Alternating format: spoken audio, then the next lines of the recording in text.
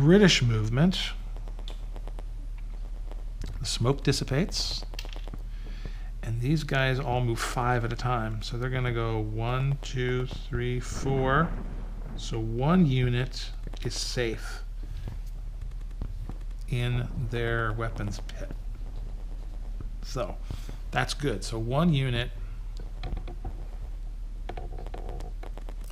made it to the weapons pit. So there's, you know, one thing that worked for the British. Now this guy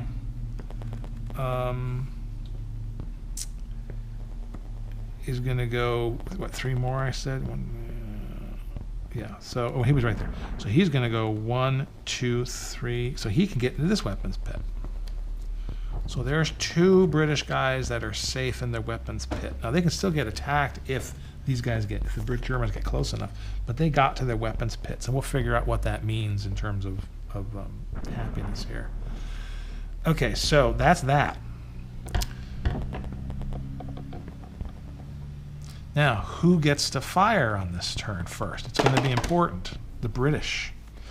So, let's see what's going to happen here. This Bofors, again, is going to fire at this tank because it is close and it can cause him a world of hurt. What kind of hit is this? So that's that way, this is this way. That's another side hit as far as I'm concerned. Oh man, that tank might be in deep doo-doo.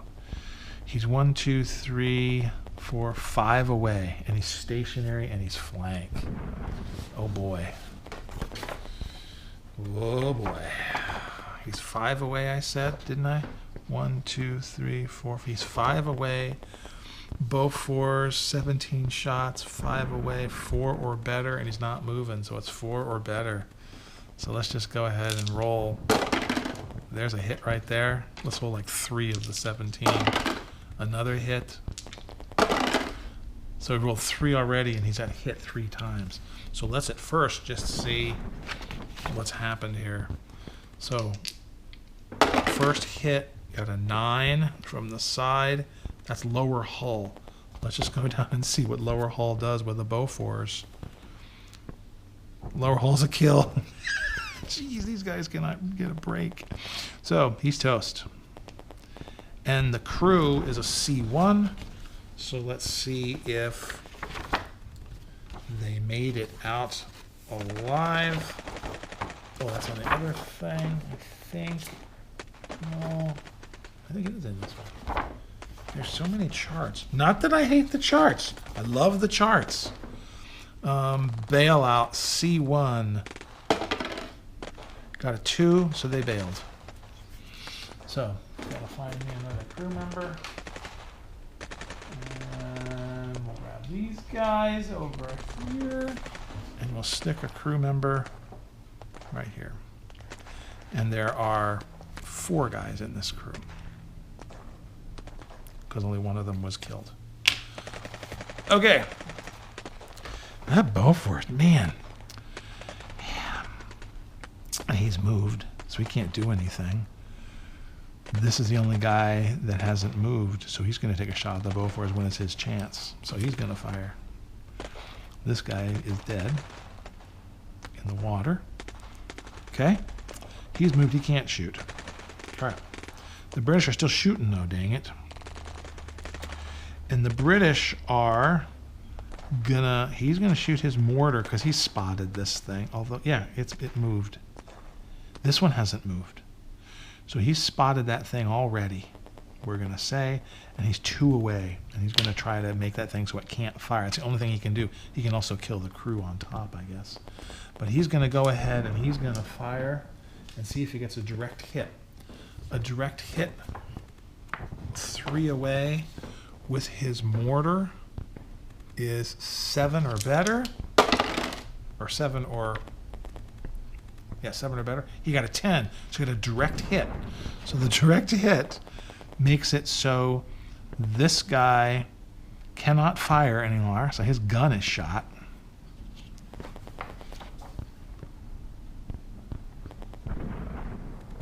His gun doesn't work anymore. And the crew of 3 took shrapnel hits. How much does one 3-inch shell do? 22 fragmentation hits on a crew of only 3. And they're out in the open. They're basically in assault mode. Let's just see what happens to those poor bastards. So 22, they got a 6, and they're in assault mode, so they're all gone. So that's 2 times 2 is 4, so they're gone. So the gun is gone, but the gun doesn't work, but this crew is now casualty. So that didn't work out for the Germans too well. So that's the firing phase for the British. Okay. Now, yeah, that's the firing phase for the British right now. So now we've got, let's see, the bigger fish. The British already have guys in these weapons pits. So I think they're going to attack like artillery at one of these weapons pits. They're going to go 1, 2, 3, 4, 5, 6, 7, 8, 9, 10, 11, 12, 13, 14, 15, 16. Well, they're 20, okay? So they're going to go 1, 2, 3, 4, 5, 6, 7, 8, 9, 10,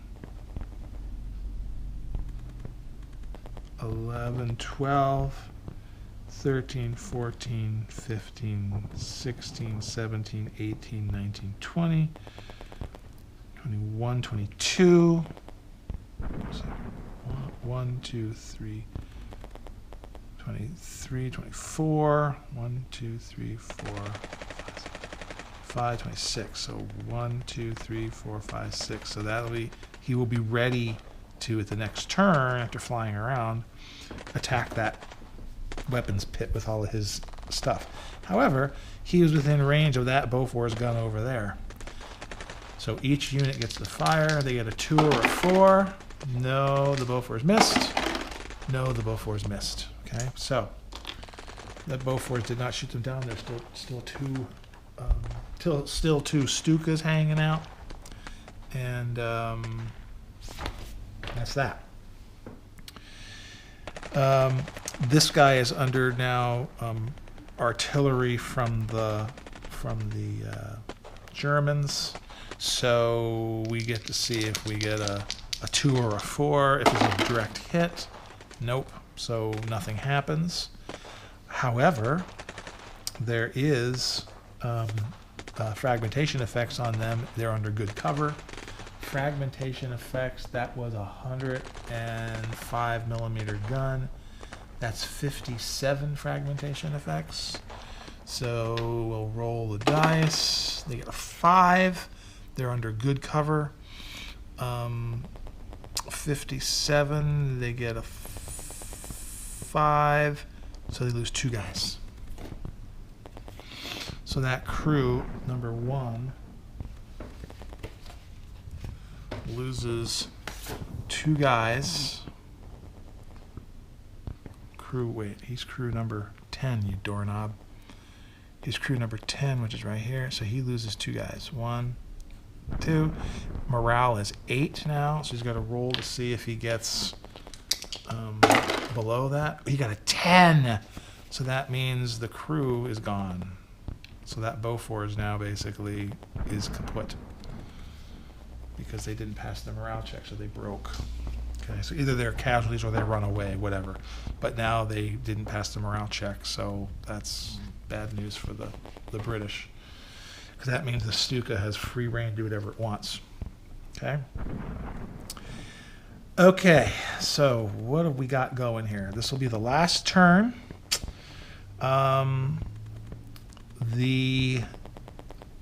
Let's see who gets to move. Okay, this is the last turn. See who gets to move. The British get to move first. The British have no place to move. They're all fine. So it means the Germans move. Do they want to move? Let's see here. None of these tanks are available. This tank's gun doesn't work, so he's useless. He may as well run away. Although his hull gun still works, and he can overrun that mortar unit. That's an idea. He moved, but now he's not going to move. He's going to fire if he gets a chance to. He has to hope he gets a chance to fire, otherwise this is going to take him out. So that's what's going to happen. But these guys have their gun is not working, but they still have a machine gun up front. They are going to overrun this mortar crew. Now, I think that's okay. So yeah, anything. I'm so sorry. These little guys moved into this mortar crew and are going to overrun them. Okay. Now their gun is messed up, but they are still able to. They're still able to do some damage here. So overrun. Any non-M-kill tank when entering a hex occupied by any personnel does this. It's an optional form of combat. Engage overrun may only be one hex per movement segment, although they can pivot, blah, blah, blah. AFE must be adjacent to a hex it tends to overrun at the beginning of the movement segment. I think I was. Yeah, I was. I was right there. Okay. Blah, blah, blah, blah, blah. Each tank may overrun only one personnel unit. That's fine. To actually overrun, simply move the enemy in, say overrun, which I've done. Everything's frozen. They don't die, but they get their morale goes down by 4, and they got to do a morale check. Okay. So this unit with their little mortar, right now they're the mortar crew, which is okay. We were rudely interrupted by a full card. I gotta hurry up because my battery's almost done, so don't panic. So this guy went against these guys, and it's just overrunning. Their morale goes down to a 6, and you gotta roll and see if they pass the morale check. They got a 6, so they passed the morale check. However, he could just stay there and do that again the next time, and then they're gone. Okay. In fact, let's just pretend, it's the next turn. Let's just see what they get. They got a 6 again. So okay, they're fine. They lasted. They did not break because of that tank there. So that's interesting. Okay. Now we are back to this last. That was a movement of the Germans. Offboard artillery. So now it's time for the Stukas. So the Stukas are over here.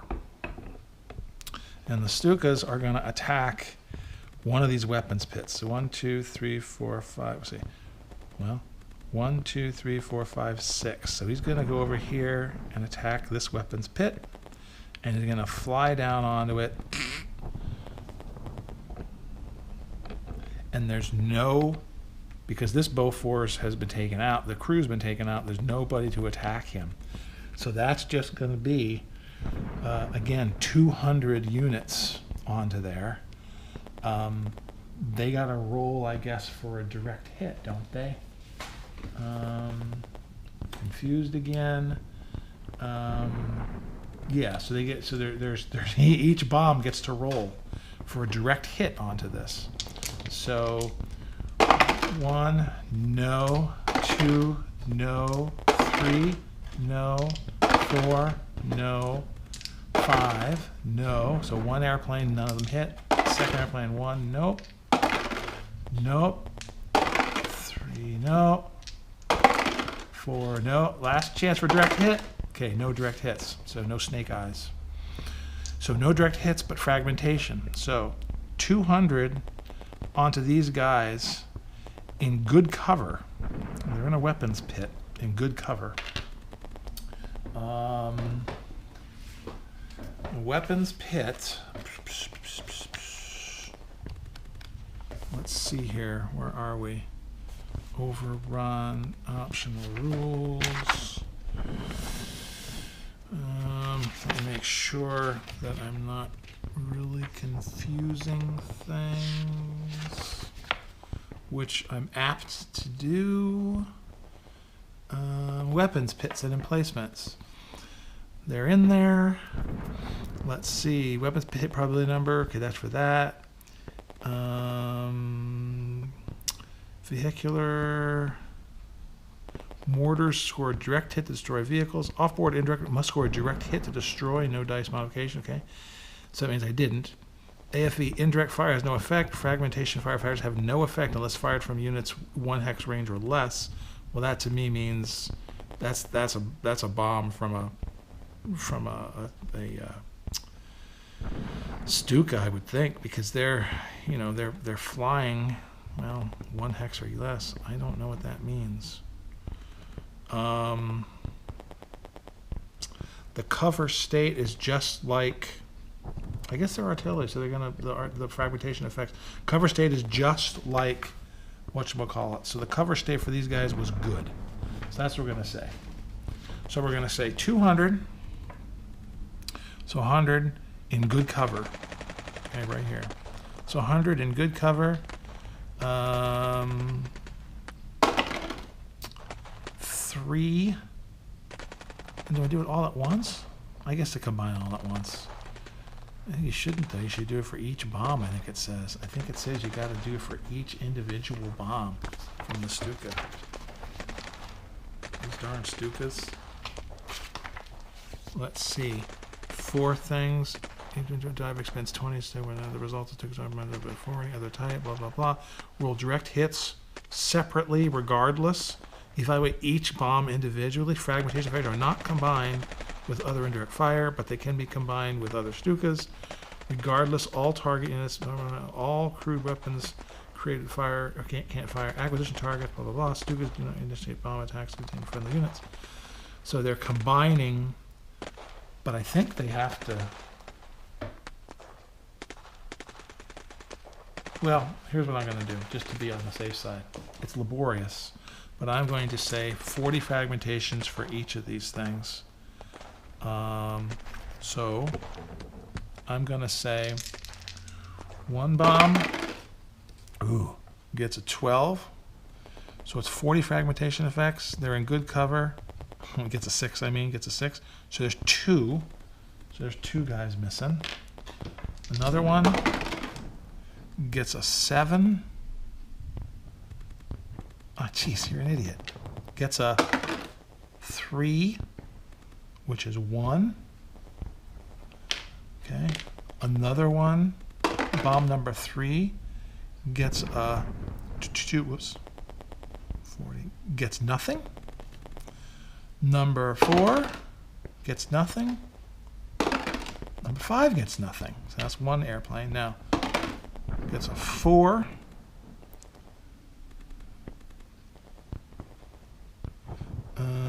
Gets a 4. So there's 1 more. That's 1. 4. Another one. 2 is a miss. 2 more. 2 is another miss.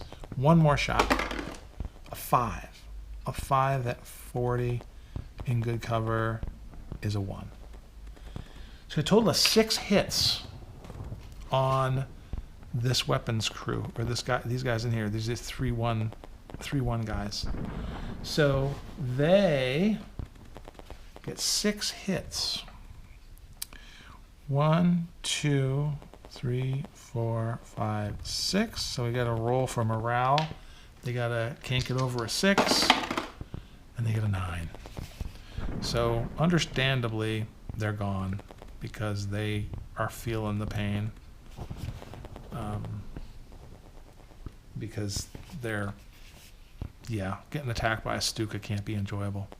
Okay, so what we're going to do now is I'm going to tally up sort of victory points, and we're going to see what happens. Again, I had a ball doing this. This is so much fun. And I got to look at smoke, which helped, Stukas, which were cool, anti-aircraft, which was cool. And it didn't work out at all like I thought it would.